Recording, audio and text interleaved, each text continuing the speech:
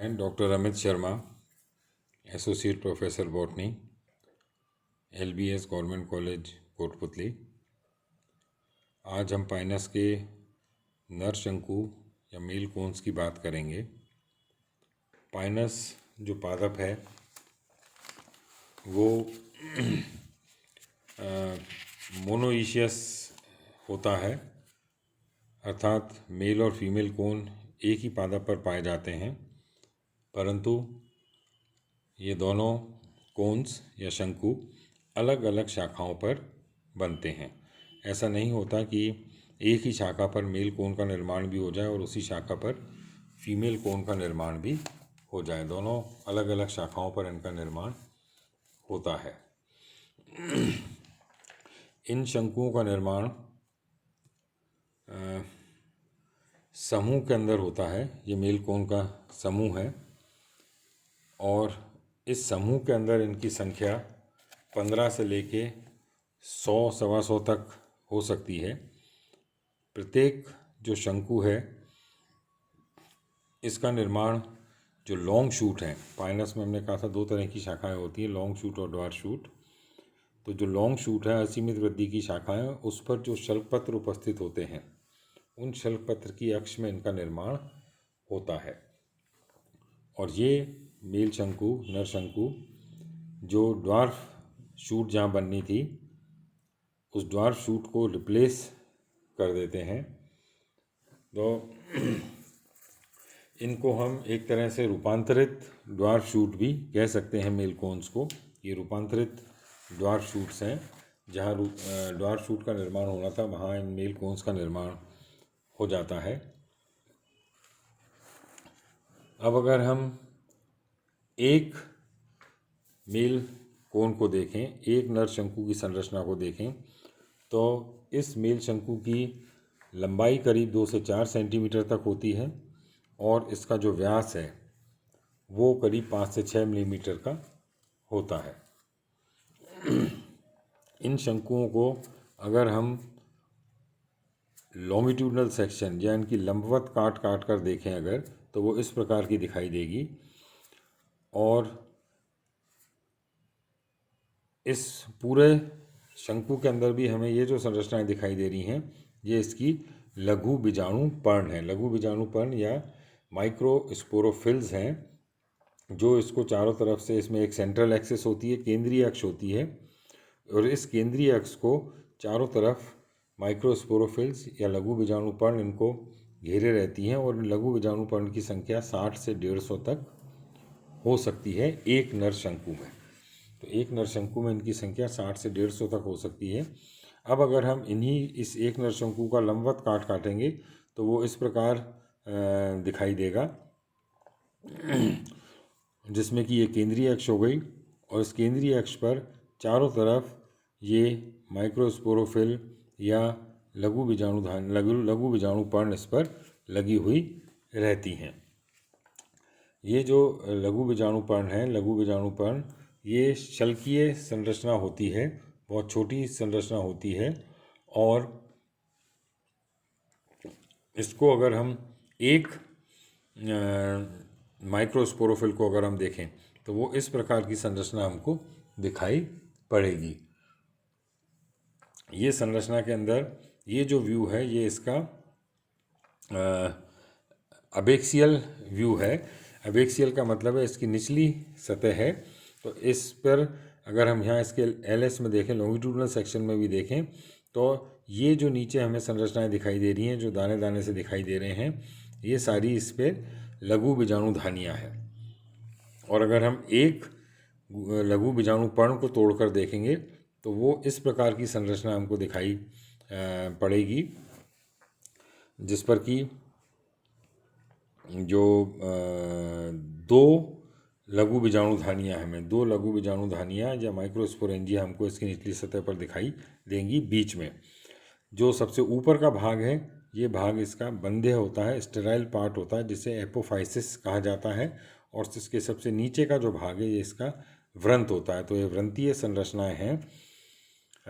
एक माइक्रोस्पोरोफिल जिसका सबसे ऊपर और सबसे नीचे का भाग बंध्य होता है और बीच का भाग फर्टाइल होता है, जहाँ पर कि माइक्रोस्पोरेंजिया पाई जाती हैं और हर एक बीजाणु पर्ण पर 2 माइक्रोस्पोरेंजिया या लघु बीजाणुधानियों का निर्माण इसमें होता है। जो एपोफाइसिस है ये इस प्रकार से अरेंज रहता है कि ये अपने से ऊपर जो स्पोरेंजिया है उसको ढके हुए रहता है। तो इस प्रकार इसका काम एक तरह से सुरक्षा प्रदान करना है कि ऊपर वाली जो स्पोरेंजिया है उसका डेवलपमेंट जब हो रहा है तो उसको सुरक्षा एक तरह से प्रदान करता है।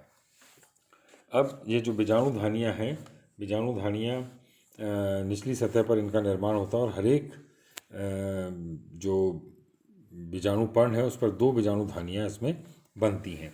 अब इन बीजाणुधानियों का परिवर्धन किस प्रकार होता है? इनका परिवर्धन यू स्पोरेंजिएट प्रकार का होता है। यू स्पोरेंजिएट का मतलब है कि ये जो बीजाणुधानी है इसका निर्माण जो प्रारंभिक कोशिका है उसमें प्रारंभिक कोशिकाओं की संख्या 1 से अधिक होती है। इस प्रकार के डेवलपमेंट को जब एक स्पोरेंजिया का निर्माण 1 से अधिक कोशिकाएं मिलकर कर रही हैं तो इस प्रकार के डेवलपमेंट को यू स्पोरेंजिएट प्रकार का डेवलपमेंट कहा जाता है। तो यहाँ पर हम देख रहे हैं कि ये प्राइमरी स्पोरोजेनस सेल्स हैं जिनकी संख्या 1 से अधिक है। इन कोशिकाओं के अंदर विभाजन होता है और विभाजन के बाद इसके अंदर 2 प्रकार की कोशिकाएं बन जाती हैं। जो आउटर वाली बाहर वाली ये पेराइटल सेल्स होती हैं और अंदर की जो कोशिकाएं हैं वो प्राइमरी स्पोरोजेनस सेल्स या बीजाणुजनक कोशिकाएं, प्राथमिक बीजाणुजनक कोशिकाएं कहलाती हैं। तो यहाँ पर ये इस प्रकार से इनका डेवलपमेंट होना शुरू होता है। तो 2 परत ये जो समूह था प्राइमरी स्पोरोजेनस सेल की जो कोशिकाएं थी इनमें इस प्रकार विभाजन होता है कि ये पहले 2 परत बना लेती हैं और फिर दोनों में अलग अलग विभाजन होता जाता है और इसके फलस्वरूप जो एपिडर्मिस है ये सबसे बाहर अलग रहती है। एपिडर्मिस के नीचे की जो कोशिकाएं हैं उनके अंदर इनमें विभाजन होता है। तो ये जो पेराइटल सेल्स थी इनके अंदर इस प्रकार विभाजन होता है। एंटीक्लाइनल और पेरिक्लाइनल विभाजन दोनों प्रकार के विभाजन होते हैं जिसके फलस्वरूप ये 4 परतों की भित्ति इस बीजाणुधानी की बना लेती है। और इस बीजाणुधानी की ये जो 4 परतें बनी इसमें सबसे अंदर वाली जो परत है ये टेपिटम कहलाती है। इस टेपिटम से पोषण प्राप्त होता है, जो बीजाणु हैं उनका पोषण प्राप्त होता है। जो अंदर की कोशिकाएं थी स्पोरोजेनस सेल्स इनके अंदर विभाजन होता जाता है और अल्टीमेटली ये लास्ट के अंदर बन जाती हैं माइक्रोस्पोर मदर सेल्स या लघु बीजाणु मात्र कोशिकाएं। तो इस प्रकार जब माइक्रोस्पोर बनने से पहले हमको जो संरचना दिखाई देती है वो इस प्रकार दिखाई देगी। एपिडर्मिस, उसके बाद वॉल लेयर्स, उसके बाद टेपिटम और उसके बाद microspore mother cells. Microspore mother cells जो हैं इनके अंदर अर्धसूत्री विभाजन होता है, मियोसिस इनके अंदर होगा और मियोसिस होने के फलस्वरूप हर बीजाणुधानी हर माइक्रोस्पोर मदर सेल से 4 बीजाणुओं का निर्माण हो जाएगा जिनको कि स्पोर टेट्रेड कहा जाता है, क्योंकि 4 के समूह के अंदर ये रहते हैं। तो 4 हर एक माइक्रोस्पोर मदर सेल से 4 लघु बीजाणुओं का निर्माण हो जाता है। अब अगर हम एक लघु बीजाणु की संरचना देखें, ये एक लघु बीजाणु है पूरा का पूरा। इसकी संरचना अगर हम देखें तो इसमें हमको विंग्स दिखाई पड़ रहे हैं। विंग्स इसके अंदर दिखाई दे रहे हैं। तो विंग्स क्या है? इसके अंदर कुल मिला के जो आवरण है वो आवरण पाए जाते हैं और इनको हम इंटाइन और एक्साइन नाम से जानते हैं। इंटाइन जो अंदर का आवरण है और ये इंटाइन और ये एक्साइन, 2 प्रकार के आवरण इसके हो गए जो कि केंद्रक को घेरे हुए रहते हैं। और एक्साइन जो है वो एक तरफ काफ़ी मोटा होता है और दूसरी तरफ साइड की तरफ ये 2 विंग्स या पंख के रूप में बाहर निकला हुआ रहता है और ये इसके जो डिस्पर्जल है, डिस्पर्जल में इसको सहायता करते हैं। डिस्पर्जल इनकी सहायता से होता है। तो अगर हम देखें तो ये जो डिस्पर्जल किस प्रकार से होता है, जब ये मैच्योर हो जाती है स्पोरेंजिया तब इसके अंदर यहाँ पर हमको ये स्लिट दिखाई पड़ रहा है या खांच दिखाई पड़ रही है। ये एक खांच इसमें बन जाती है और फिर इसमें स्फुटन होता है। स्फुटन होने से इनका डिस्पर्जल होता है और ये इन विंग्स की सहायता से जो माइक्रोस्पोर है ये दूर दूर तक जाकर आगे जो गेमिटोफाइट है, अगली जो जनरेशन है गेमिटोफिटिक जनरेशन, उसका निर्माण करता है। तो स्पोर्स जो है, स्पोरोफिटिक जनरेशन, यहाँ पर इसकी मेल कोन में जो हुआ, माइक्रोस्पोर्स का निर्माण हुआ। तो इस जो माइक्रोस्पोर मदर सेल थी वहाँ तक वो डिप्लॉयड स्ट्रक्चर चल रहा था, द्विगुणित संरचना चल रही थी। और जैसे ही उसमें मियोसिस हुआ तो मियोसिस के बाद ये जो नेक्स्ट जनरेशन है वो अब हमारे पास हैप्लॉइड जनरेशन आ गई। तो जो प्रत्येक माइक्रोस्पोर है वो अगुणित संरचना हमको यहाँ पर मिल जाती है। तो इस प्रकार पाइनस मेल कोन की संरचना, नल कोन की संरचना, किस पर क्या क्या इसमें संरचनाएं होती हैं, और जो स्पोरेंजिया है उसका डेवलपमेंट होकर फाइनली माइक्रोस्पोर का निर्माण किस प्रकार से होता है।